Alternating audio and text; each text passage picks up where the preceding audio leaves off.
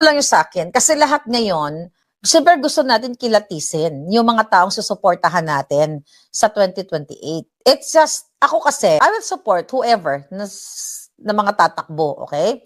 But definitely, I will support Inday Sara. Wala tayong kaduda-duda dyan. 1,000,000% yan, hindi yan magbabago. Pero dahil nga dito sa bagong statement ni Guanzon na may alam siya na pandaraya na ginawa ni Lenny, ang sa akin lang, sana ilabas niya to. Kasi nakikita ko, lalo siyang mamahalin ng tao. Sana palangga, okay? Ako, I declared already my support to Attorney Guanzon. But ako, bilang isang hindi politiko, nasabi ko nga whether ikaw ay dilaw, pula, kaya nga, di ba, camping si Attorney Guanzon, di ba? Tagal tayo sa mga kakamping noon.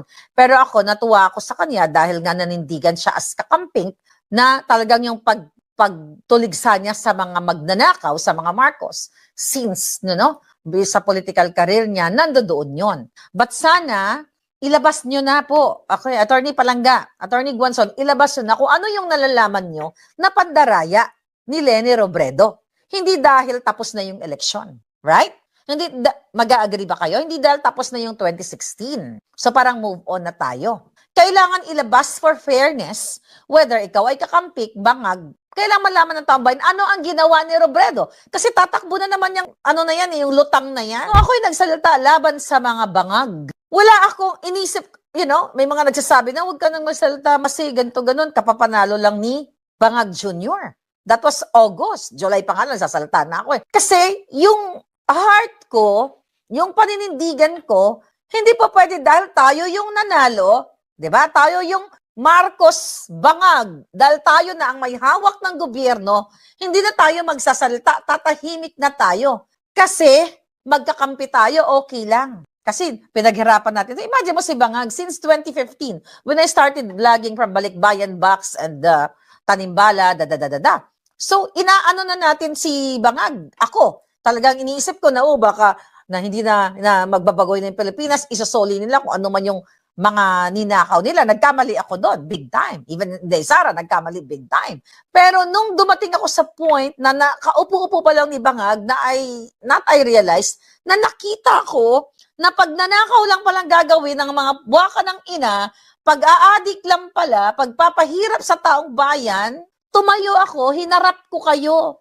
At sinabi ko sa inyo, sorry, nagkamali tayo, nagkamali ako. Sorry kung pinromote ko si Bangag, nabudol tayo. Minura niyo ako, mahali ka, Jotang, lahat na, tinanggap ko yon. I don't give di ba? Kung i-unfollow niyo ako, which is nangyari yon. Natanggal pa nga yung mga Facebook natin. Imagine niyo panahon ng Dilawan, panahon ni Noynoy, panahon ni PRRD, yung ating Facebook page na may 1 point something million, tinake down yun ng mga bangag. Ginamit ng gobyerno ni Marcos Jr. nung ako'y nagsalita. Ininda ko ba yun? That's more than 1 million followers, mga palangga. Ininda ko ba yun? Naglungkot-lungkutan ba ako? Hindi. Kasi sabi ko, kung hindi ako maninindigan, na nakikita ko tong mga hayop na to, si Bangag, ang buli, warak-warak na yung buli, si Lisa Tanas, addictus na, alam nyo na yan eh. Di ba? Lahat ng pagnanakaw, din tatahimik lang ako. What the fuck? Anong pinaglalaban ko dito? Anong paglalaban natin? Kung nakikita na natin na pinagnanakawan na tayo, tatahimik lang ako kasi nakakatanggap naman tayo ng maleta. Katulad ng mga ensimada, ng mga bangag na talagang binibigyan ng pera, binabudgetan ng gobyerno ni Bangag, yung mga mukhang nget pa, yung mga mukhang ulalo na mga tao nila. But I did not choose that pathway. Nasabi ko nga, alam nyo, pag nakipag-usap ako sa mga kaibigan ko, bakit chami-chami kayo ni Lisa? What happened? Diba? Ano nangyari? Yung iba, pag panalo pa lang ni Bangag, ni Satanas, ang dami na, diba? Alam nyo yan, ang dami nang gustong sumipsip kay Lisa Tanas. Ako, hindi ko na kailangan sumipsip, nandoon na ako. But I chose to speak up dahil nakita ko yung kanilang pandaraya, dahil wala akong vested interest. Wala akong balak magpa-appoint, which is I'm not qualified, di ba? Kasi, enabled, para ma-appoint ako, you have to renounce your citizenship. Yun ang hindi alam ng mga tanga, di ba? Pero bakit ako nagsasalita ng gano'n? Sana, Attorney Bing, pero hindi ko ano bang latest niya. Sana Attorney Guanzon, para lalo kayong mamahalin ng mga kababayan natin, please, i-expose nyo kung paano nandaya. Mahal na kayo eh. Diba? Love na namin kayo eh. Pero yun, since sinabi nyo po yan, palangga, okay, ilabas nyo ano yung pandaraya na ginawa ni Leni Robredo at ng camp niya kasi gusto naming malaman bilang mga taga-Masid. Hindi po pwede kasi yung magkakampi tayo, nalaman ko na mandurugas ka, nag-a-addict ka, ititikom ko na lang yung bibig ko katulad ng ginawa ni Amy Marcos, ni Mangga. Na alam pala niya, day one pa lang, fetus pa lang si Bangag, sumisinghot na ng pulburon. Di ba? Nakita niyo yung timeline? Tapos, ang sabi pa, sinungaling si Marlaca, inantay pa. Di ba? Nung nilabas ko noong 2024, kami dito, in-invite ko si Spooks. Kung talagang may pagmamahal in isang tao, katulad ni Mangga, okay? Alam pala niyang addictus ang kanyang kapatid. Bakit pa niya piner kay Inday Sara? Kung true friend siya ni Inday Sara. Kasi kung kaibigan mo, hindi mo ipapahamak ang kaibigan mo. Hindi ka gagawa, for sure, di naman alam ni Inday ang nangyayari sa loob ng bahay ni Bangag. So dapat, noon pa, kaya wala tayong tiwala dyan kay Mangga. Okay?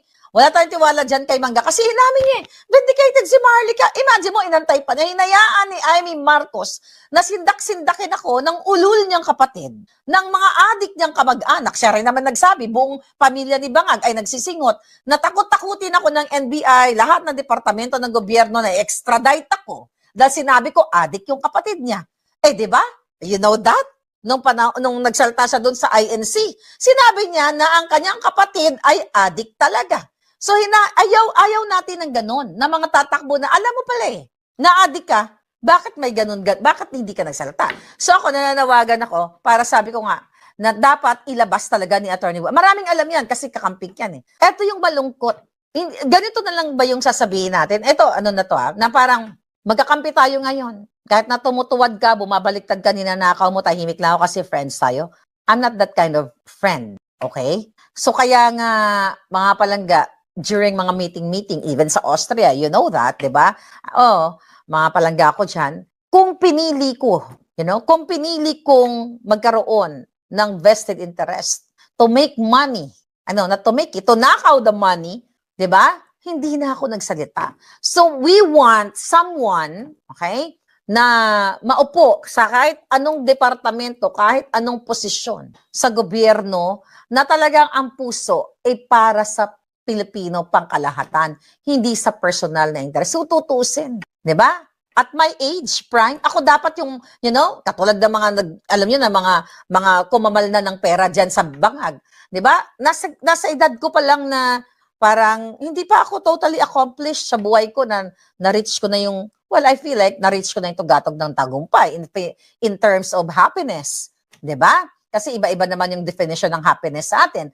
Pero what I'm trying to say, materially, financially, di ba? Ando na ako eh. Nakaibangag na ako eh. Sila nga, di ba? Sila nagbabato ng mga messages, great, thankful messages. I did not ask anyone. Pero August pa nakita ko na, ano tong gobyerno ni Bangag? Puro pangawat. Kaya nga, sinasabi ko sa inyo, heart to heart, na kung meron tayong susuportahan, kung meron kayong alam na pag nanakaw, o kahit sino, ilabas nyo na lahat. Right? Hindi po pwede kasi kakampi natin. Yes, boy, gising. Nami mag-retire sa Banwa naton. Oh, yes, tama ka dyan palangga. Nami, gidi. Ngayon, yung simpleng buhay lang, pero hindi kasi po pwede na magkasama tayo ngayon kasi nakikinabang ako sa'yo. Nakikita ko, magnanakaw ang hayop kang jutang dyan. Titikom ko yung bibig ko. Hindi ganon. Meron pa akong I think kailangan ko sabihin. Nasabi ko na rin siguro to sa dami ng mga eksena. Parang natanong ako, hindi ka pa pinigilan ng family mo o people that close to you na magsalita? Mga ganyan-ganyan. Meron, mga nagsasabi sa akin, pero anong sagot ko doon? Hayaan nyo na lang ako. Kasi kung hindi pipigilan nyo ako, para akong pinapatay na dahan-dahan. Eh kung mamamatay lang din naman ako sa pakikipaglaban sa mga putang inang itong mga kawatan na ito, mas masarap mamatay ng lumalaban kaysa itigim ko yung bibig ko, mamamatay ako sa sakit sa puso o sa stress kasi natatakot ako dahil kakampi ko si Bangag, ganyan-ganyan, kinampa niya ko, hayaan ko na magnakaw, itigim ko na yung bibig ko kasi baka murahin ako ng mga followers ko, baka unfollow ako, hindi ganun. Kaya sabi ko nagsabi sa akin noong time na yon, na pag-isipan mo muna kasi ang kalaban mo, gobyerno, mas masarap mamatay nang lumalaban ka na-express mo kung ano yung alam mo, kung ano yung katotohanan. And this is me. Hanggang ngayon, hinahunting pa rin ng mga kalaban, may mga assassins pa rin, but syempre nag-ingat tayo. Magpaging mapagmatsyag tayo. Okay? Ang dami na ngayon na dumidikit o sumisipsip kay Inday Sara. Normal lang yan. Pero ang nakikita ko, ganun talaga ang politik. Pero sana magkaroon talaga ng matinong leader ang ating bayan. It's so sad. Dahil sa history ng buhay natin sa Pilipinas ay puro pagtatraidor na lang. Di ba? Puro pagtatraidor. Balikan na nga natin ang pagsakop sa atin ng Espanyol, Hapon, Amerikano, Banyaga, lahat na. Puro tayo, taas noo, kahit kanino, ang mamatay ng dahil sa'yo. It's sad. Okay? Walang kalayaan ang Pilipinas. Yun ang katotohanan.